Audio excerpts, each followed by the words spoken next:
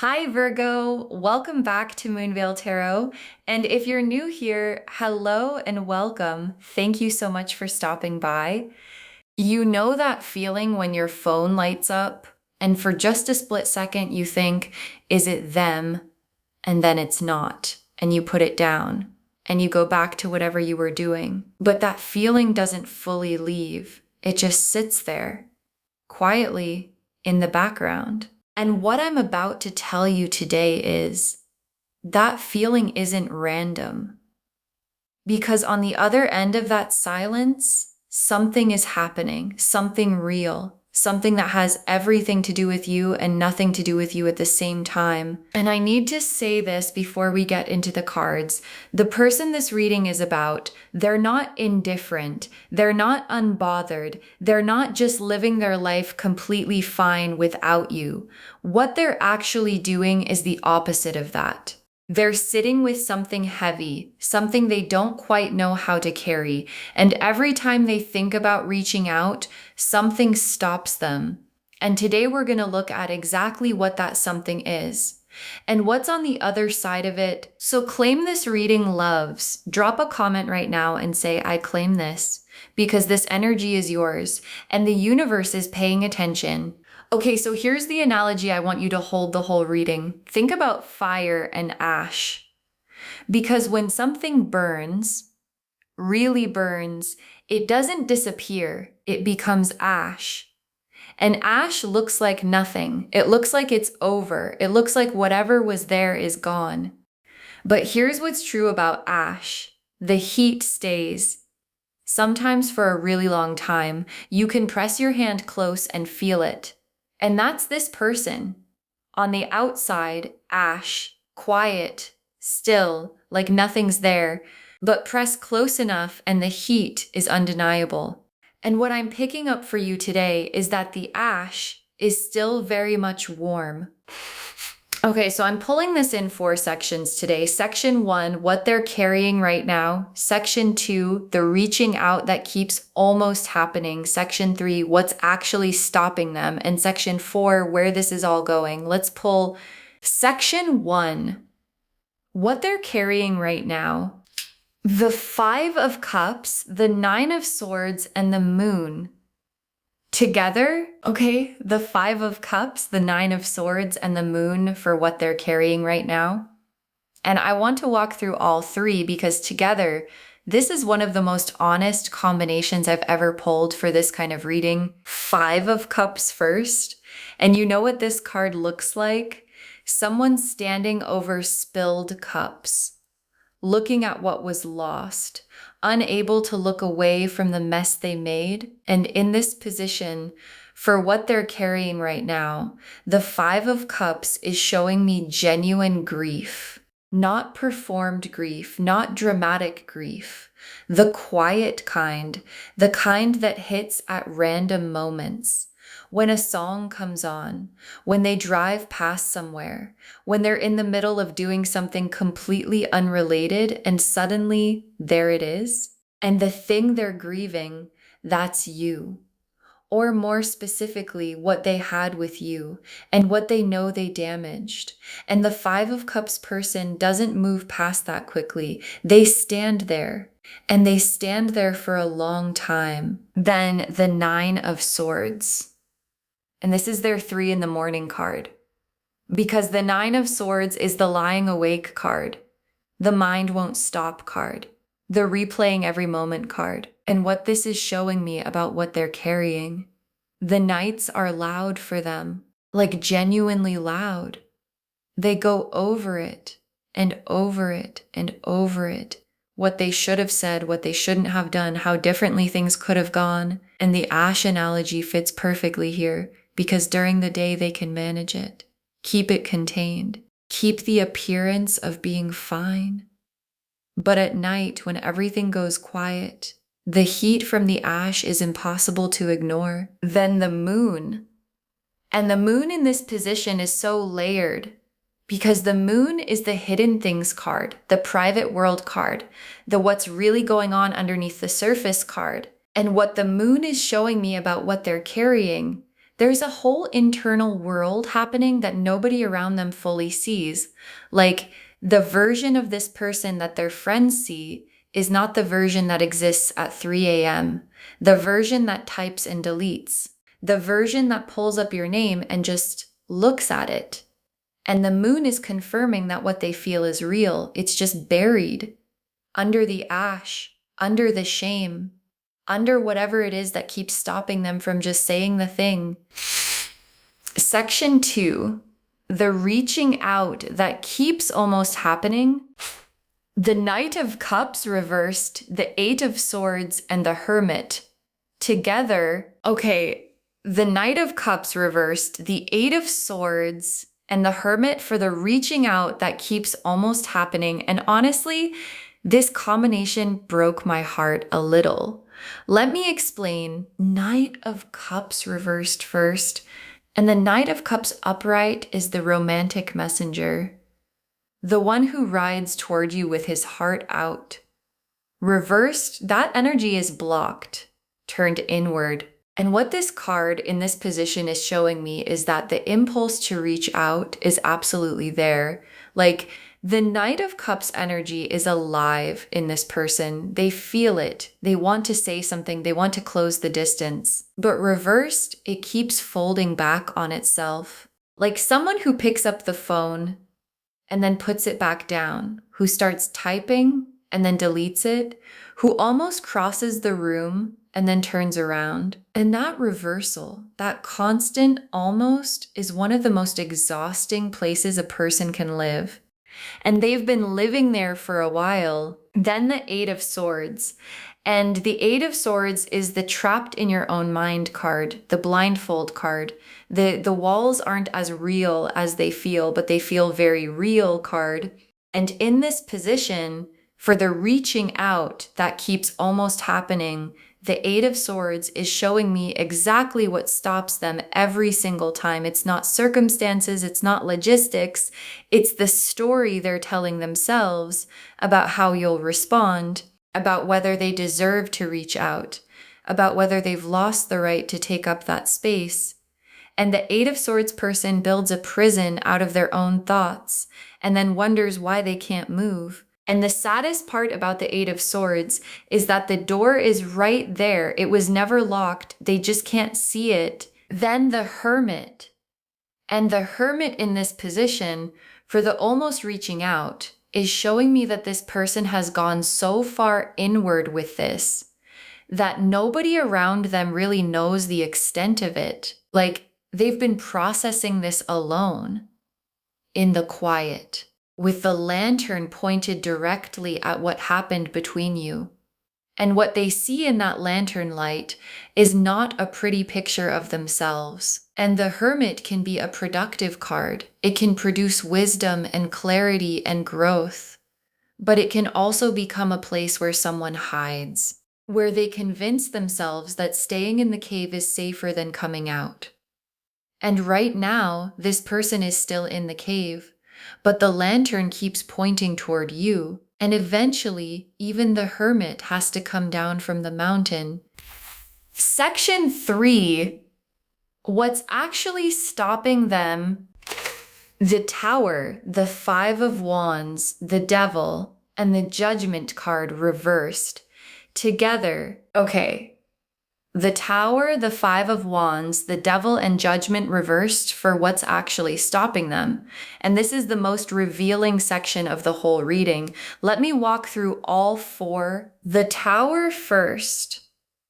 And the Tower in this position, for what's stopping them, is shame, not guilt. Shame. And I want to be specific about that because they're different. Guilt is I did something bad. Shame is I am something bad. And what the Tower is showing me is that this person experienced a collapse. Something fell, something broke. And in the rubble of that, they built a story about themselves that makes reaching out feel impossible. Like, who am I to contact them after what happened? What right do I have? And the Tower shame is the heaviest kind because it doesn't just affect what you did, it affects who you believe you are.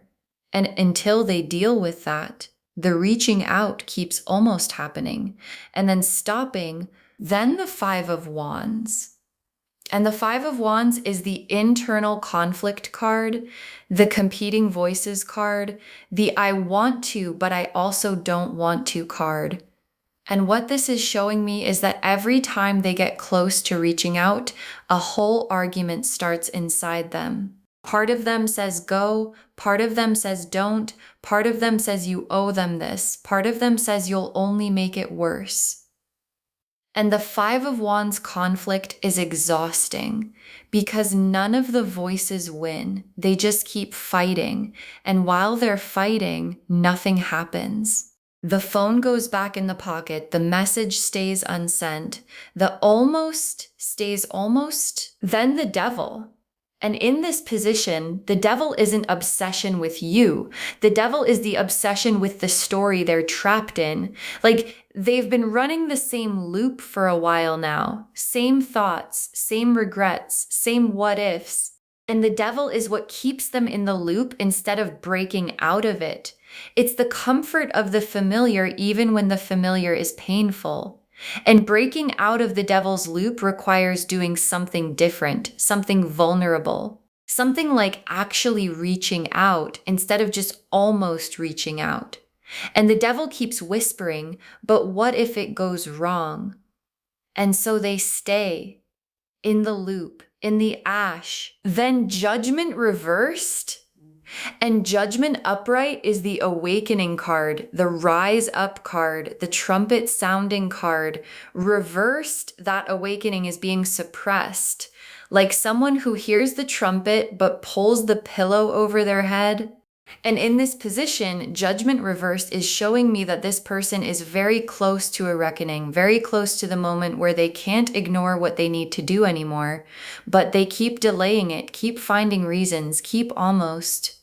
And what's significant about Judgment reversed is that it doesn't stay reversed forever.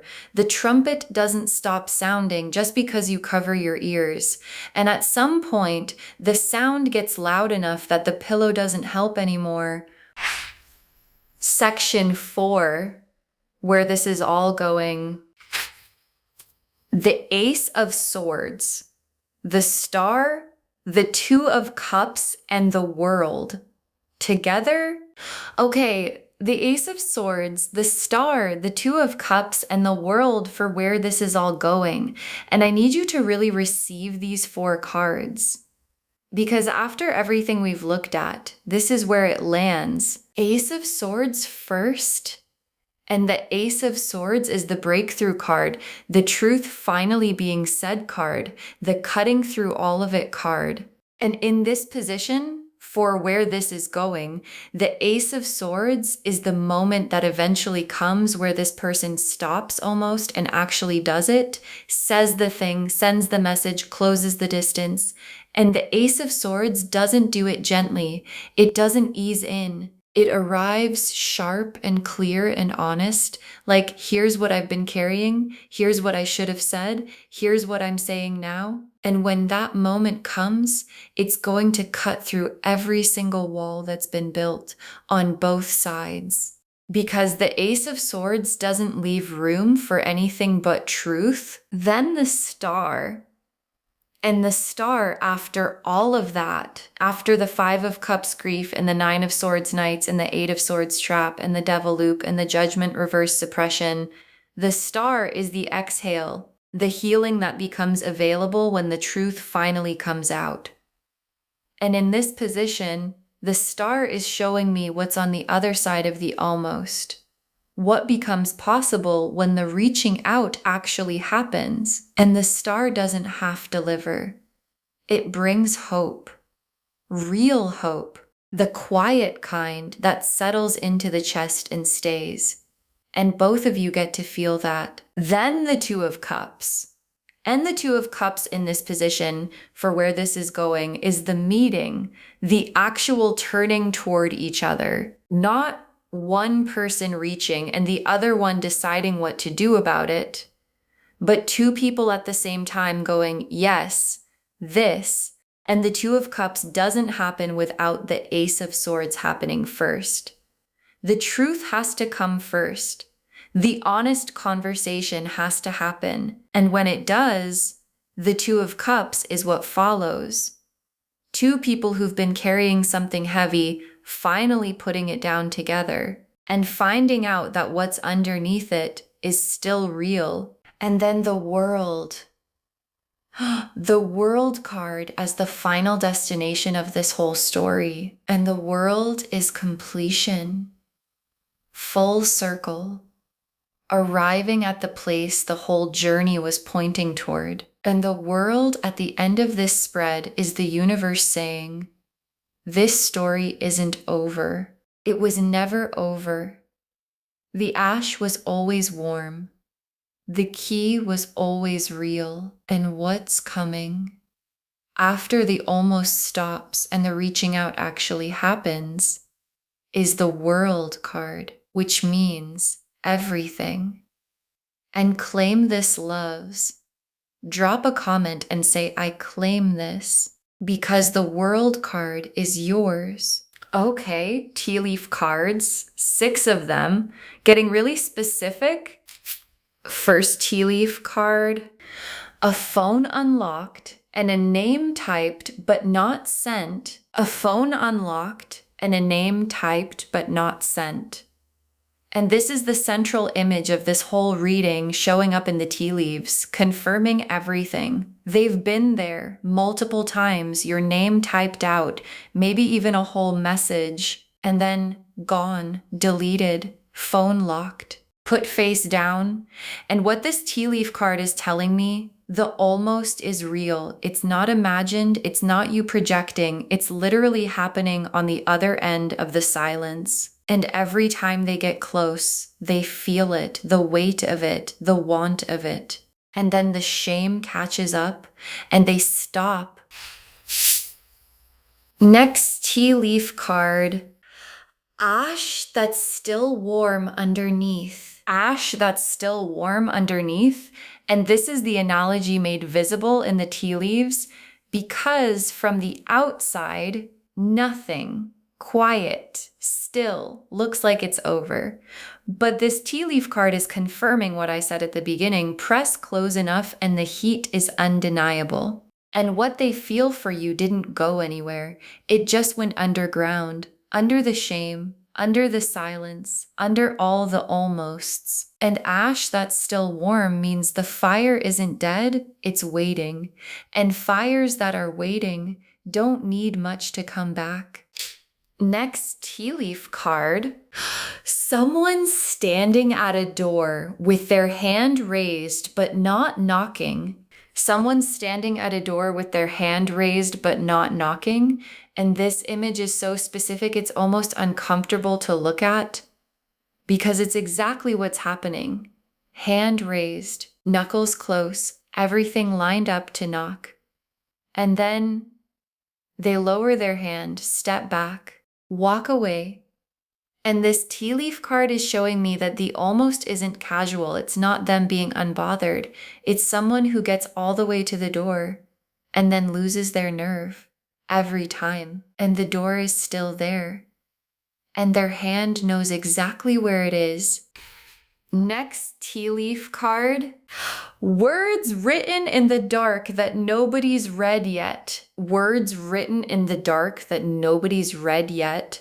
And this image, I felt this one because there are things this person has wanted to say to you for a long time. Real things, honest things, things that have been composed and recomposed in the quiet, in journals maybe, in the notes app, in the half-awake thoughts at 3 a.m.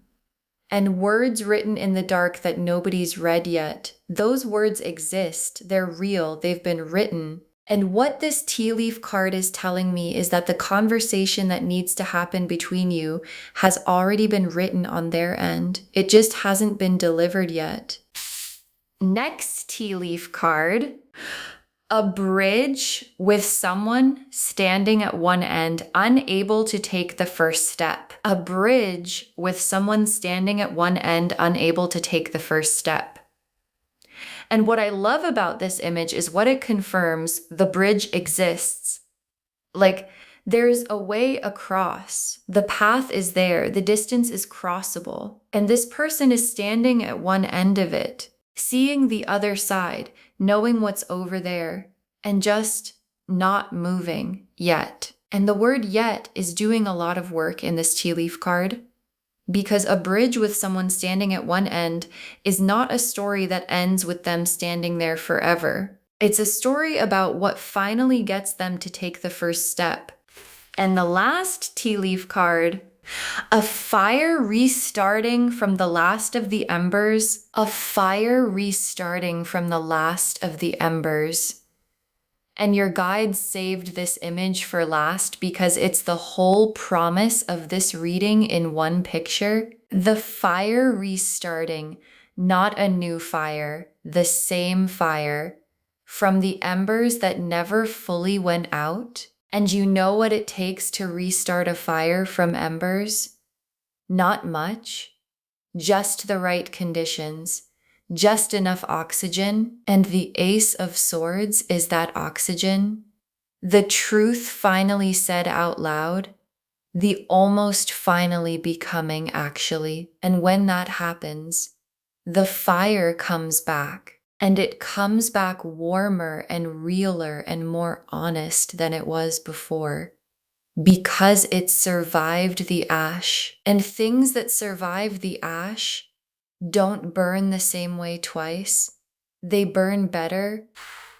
Okay, final messages from your guides. 6 cards.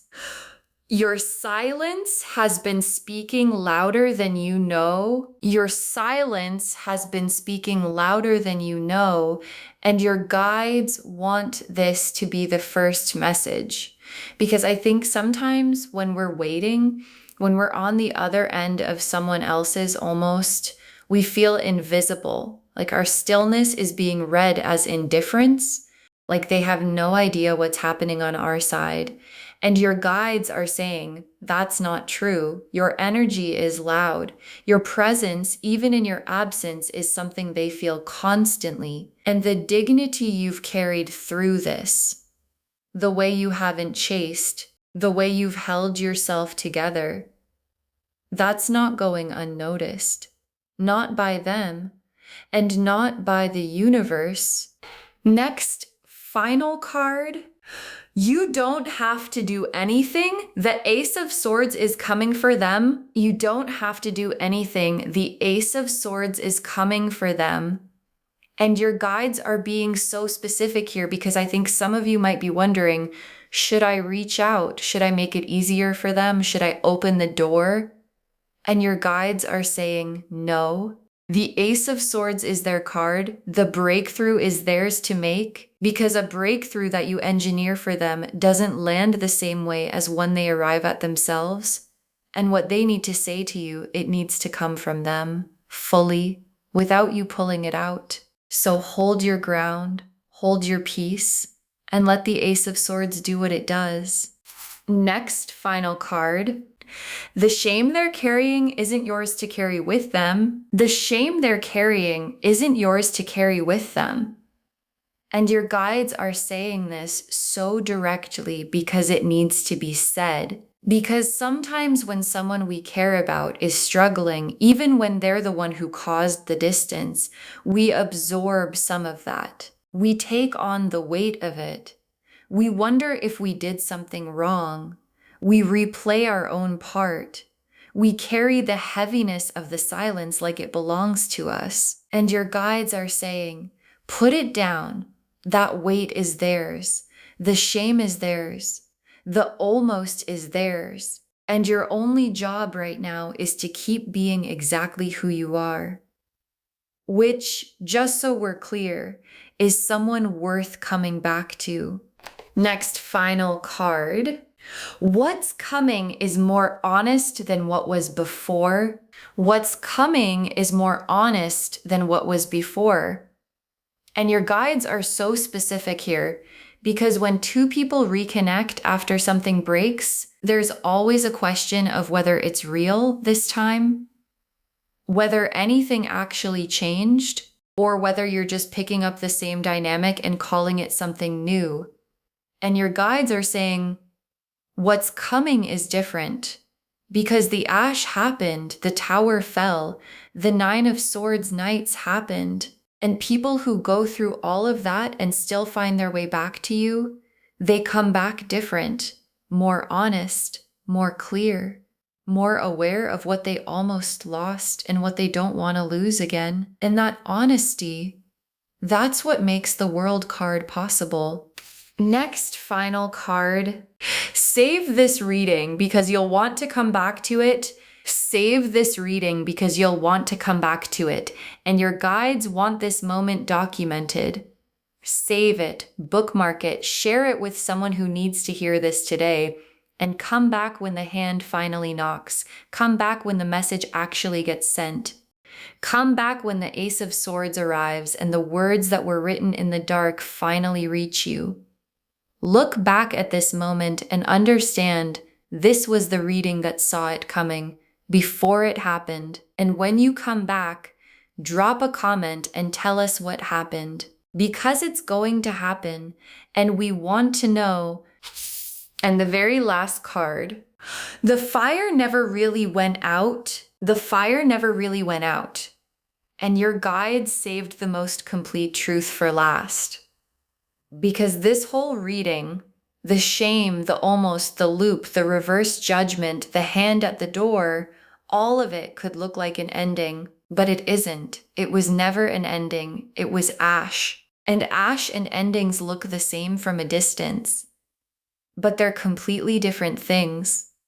An ending is cold. This isn't cold. Press close enough and you can feel it, the heat, the want, the words written in the dark, the name typed and deleted. The fire never went out. And fires that never went out don't need permission to come back. They just need the right moment. And the right moment is closer than either of you thinks. Okay, so to wrap this whole thing up, and I want every word of this to land, they're too ashamed to face you. They almost reach out, and then they back out at the very last moment. And the cards showed us exactly why and exactly where it's going. The Five of Cups and the Nine of Swords and the Moon showed us what they're carrying: grief, sleepless nights, and a private world nobody around them fully sees. The Knight of Cups reversed and the Eight of Swords and the Hermit showed us the almost that keeps happening and what keeps stopping it. The Tower and the Five of Wands and the Devil and the Judgment reversed showed us what's actually in the way. And the Ace of Swords and the Star and the Two of Cups and the World showed us where this is going. Breakthrough, healing, two people turning toward each other, and the World card as the destination. And the ash that's still warm, the fire restarting from the embers, the hand at the door, the words written in the dark, all of it pointing to the same thing. This isn't over. It was never over.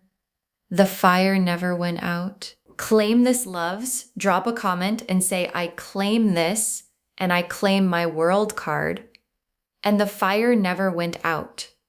Because every word of that is true. Save this reading, share it with someone who needs to hear it today, and come back when the hand finally knocks. Because it's going to knock, and we want to know. If this resonated, please give this video a thumbs up. It genuinely helps Moonveil Tarot reach more people who need these messages. Drop a comment and tell me what hit hardest. And if you're not subscribed yet, please subscribe and turn on that notification bell so you never miss a reading. Thank you so much for being here today. Take really good care of yourself. Hold your ground, hold your peace. And remember, the ash is still warm, and warm ash doesn't stay ash forever. This is Moonveil Tarot signing off. Bye, loves.